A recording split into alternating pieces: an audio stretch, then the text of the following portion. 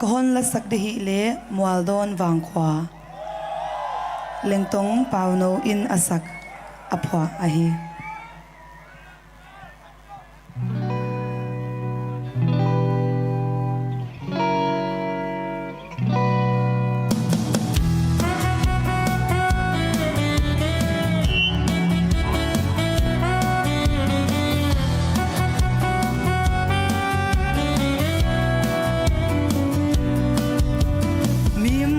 kapyan na vang kwa so gam men lom sa nim dil dal mo le kwa ngay sok san sil sia mo don so hey sa te balune gil bang kakhan na vang kwa so le nuam hi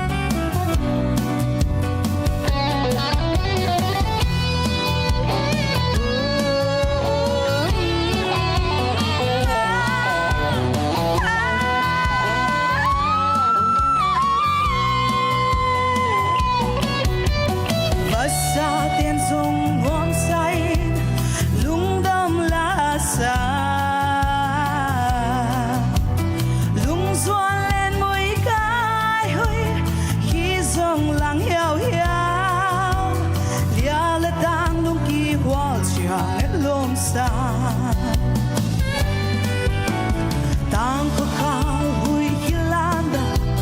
long ta tao nghèo nghèo nun no phao bi dai dam gian qua so đi lung tuak lia le tan và băng lên khô ô cái tên nó vang qua mual don so lên mũi gai nun ăn hoang luôn ta vang qua cả ngày tuan lâu dẫu mình kê cấp bia dẫu mi bang cả nông ta dẫu mi bang tu là cái sa